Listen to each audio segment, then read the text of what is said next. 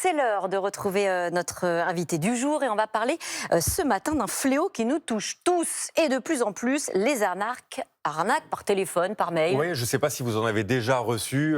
Nombre d'entre nous en ont reçu depuis que vous êtes levé à la maison. Déjà un message d'un faux livreur de colis, l'appel d'un conseiller bancaire anormalement curieux ou le SMS de votre fils, soi-disant. Tout peut arriver maintenant. Oui, qui est très très pressé que vous lui viriez de l'argent dans la minute. Bonjour Benoît Grunenwald. Bonjour. Vous êtes spécialiste de sécurité numérique chez E7. Alors avant que vous nous donniez les clés pour éviter de se faire avoir, un mot sur les arnaques en ce moment. Est-ce qu'il y a un type de fraude qui cartonne particulièrement ? Oui, et vous les avez cités, ce sont les faux messages pour des colis ou les faux appels de conseillers bancaires. Tout ce qui a trait à la banque et à la finance, c'est en ce moment ce de quoi il faut se méfier. Et ce qui est fou, c'est que c'est de plus en plus précis. Les arnaques sont crédibles aujourd'hui et sont liées à ce qu'on est en train de faire. Payer un péage, réserver un logement, faire un virement bancaire. Comment ça peut être aussi précis sur notre activité ? Alors c'est précis et c'est crédible, d'une part parce que les cybercriminels utilisent l'intelligence artificielle, donc ils augmentent leur capacité à créer des messages extrêmement bien faits, extrêmement vraisemblables. Ils copient d'ailleurs ce que font les banques et ou les autorités qu'ils sont censés représenter, usurper l'identité. Ça c'est la première chose. Et la deuxième chose, c'est qu'ils ont sur nous un certain nombre d'informations qui ont fuité. Et grâce à ces informations, ils vont créer des messages très crédibles. Si par exemple vous avez passé commande dans une grande enseigne de fleurs, eh bien on va avoir vos coordonnées, on aura même le message associé à votre commande. Wow. Ce qui veut dire que si vous avez envoyé des fleurs à votre maman, eh bien on pourrait tout à fait dire la commande que vous avez faite de fleurs pour votre maman est incomplète, il va nous manquer un petit reliquat de 5 € par exemple. Ce n'est pas beaucoup, vous allez pouvoir vous payer. Et là, ils vont attraper encore une fois vos informations bancaires. Ils pourraient même avoir le nom de ma maman, par exemple, si je l'ai mis dans le message. Exactement. Pour que ce soit encore plus crédible. Et alors, en plus, il y a des façons de finalement nous hameçonner, nous alpaguer et nous faire payer. Vous allez nous donner la recette, parce que c'est des ingrédients qu'on peut retrouver dans la plupart des messages et ça peut nous mettre la puce à l'oreille. Est-ce qu'il y a des mécanismes psychologiques, par exemple, qu'on peut repérer ? J'en sais rien, la mise sous pression, l'urgence, la menace ? C'est exactement cela. Ça s'appelle l'ingénierie sociale. Ça veut dire faire travailler notre cerveau contre nous. Et c'est ce que font très très bien ces cybercriminels. Ils vont nous mettre la pression. Généralement, ça commence par un email. Et même si on n'a rien fait, vous avez, peut-être pour ceux qui conduisent, des fois vous avez une voiture de police qui passe à côté de vous. Vous n'avez rien fait, mais vous avez un petit coup de stress. Et là, vous recevez un email avec un logo, celui de la gendarmerie, celui de la police ou toute autre autorité.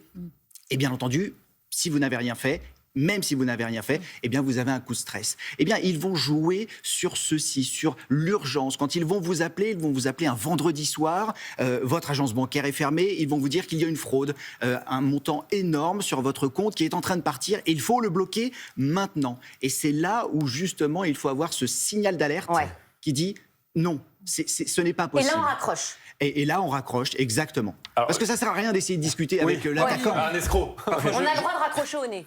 Non, moi, je raccroche pas, je dis non, vous faites erreur, c'est le commissariat de police.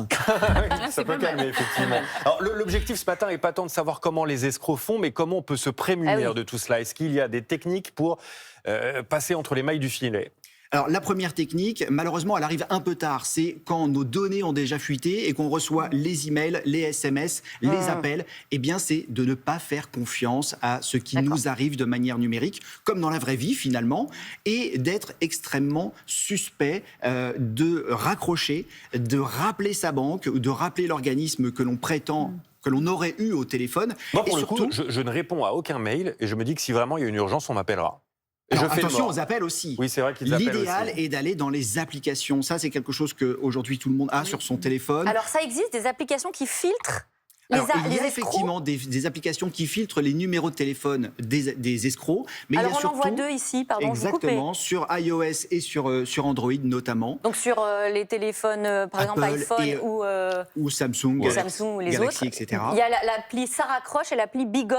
Si les téléspectateurs téléchargent une de ces deux applis, ça va filtrer tout ce qui est inconnu. Alors, tout ce qui est recensé par les utilisateurs comme étant potentiellement malveillant, tout à fait. Est-ce qu'il y a d'autres techniques pour essayer de ne pas en arriver à la problématique de l'argent qui a été versé indûment ? C'est ce que l'on appelle l'hygiène informatique. Alors, comment on Donc fait ce sont quelques gestes assez simples où vous allez notamment quand vous inscrivez pour le plaisir sur un site internet, vous n'allez pas mettre votre vrai prénom, vous n'allez pas mettre votre vrai nom et vous allez utiliser une adresse email différente. C'est-à-dire que si je discute avec mes amis, mes proches ou l'administration, je vais avoir une adresse email où je peux mettre mon nom, mon prénom par exemple, et je sais que sur cette adresse-là, je ne passe pas de commande. Ce qui veut dire que si je reçois une alerte de colis sur cette adresse-là, je sais d'ores et déjà que c'est un faux parce que je n'utilise pas cette adresse. J'en ai une autre pour passer commande, une autre pour les amis et une autre pour le loisir. Je mettrai votre adresse la prochaine fois. tiens. Oh non, ça c'est pas sympa. Et mon nom et mon prénom pendant que vous y êtes. Exactement. Donc minimum 3 adresses email. Très rapidement, puisque on en vient à court de temps, les mots de passe, est-ce que ça sert à quelque chose de les changer tous les mois? Non, c'est contre-productif. Ok. Ce qu'il faut, c'est faire une phrase de passe. Je suis aujourd'hui à la matinale. Ça, c'est un bon mot de passe que je retiens et que je peux écrire facilement. Et surtout, comme on ne peut pas en On retenir... peut le mettre partout. On Alors, peut mettre et partout non, le même. justement, celui-là va nous servir à déverrouiller le coffre-fort qu'est le gestionnaire de mots de passe. Et ce gestionnaire de mots de passe, c'est lui qui s'occupe de tout, un peu comme le GPS. Même si vous savez où vous allez, vous rentrez l'adresse, ça vous dit s'il y a du trafic, etc. etc. Oh, merci Benoît Groenewold. Plein de conseils ingénieux. Bon, on va les mettre à exécution dès la fin de cette émission. Vous pouvez le faire tout de suite chez vous. Je rappelle que vous êtes spécialiste de la sécurité numérique chez ESET.